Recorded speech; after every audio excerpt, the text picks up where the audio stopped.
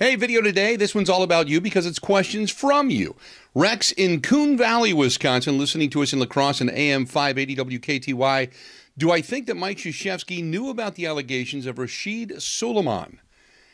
We talked a little bit about it today on the program. Do I think that he knew? Absolutely. I think he knew exactly what was going on. I think he was informed about it. I think, just like the paper states, that once things began to kind of spiral to the point that the public was going to be informed as to what happened, there was no other choice but to suspend him from the team, to basically kick him off of the team.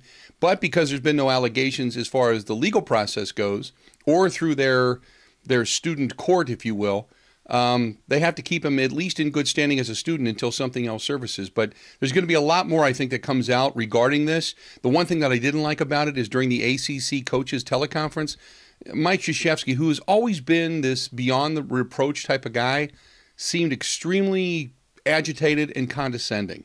And that's not what you expected out of Mike Krzyzewski, so I was a little bit disappointed. Number two, Jessica in Burlington, Wisconsin, listening to us on 105.7 FM. The Fan said, is Kentucky beatable in the NCAA tournament, and will UW go to the Final Four? Is Kentucky beatable? They're beatable. I mean, anything can happen. I think we can live by that motto, but is it likely? No. This is a team that can put in two teams.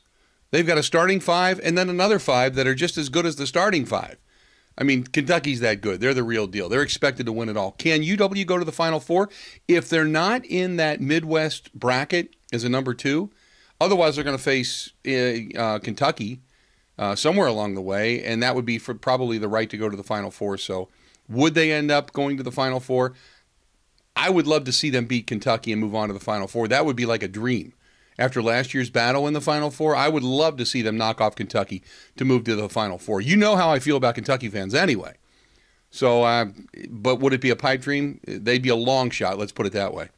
Number three, Mason, listening to us in Sun Prairie on 1670 and 106.7 FM, The Zone in Madison. Did I watch the UFC match with Ronda Rousey? No. Look, it's a story like a comet. It flew white hot for a couple of minutes, and that was it. And until some kind of other big matchup comes up in UFC, you know, if you're a UFC fan, look, it was huge because a lot of people were talking about UFC and looking over that fence. But as far as being that hardcore UFC fan to where I had to see it, had to watch it, and watch the tap out in 14 seconds, no, I didn't really care to watch it.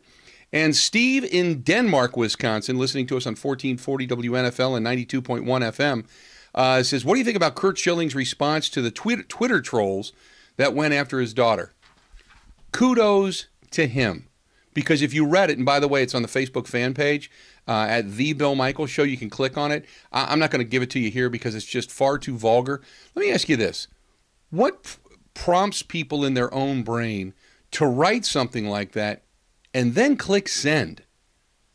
Do you realize that this is going to travel with you for the rest of your life? Here's the other aspect of this.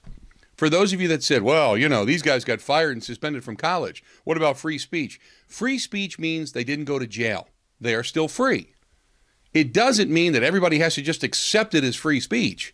No, there's repercussions that come along with it. And for those of you that think you can just say and do whatever the hell you want because you're you and you should be allowed and respect my feelings, try respecting others as well. Awesome.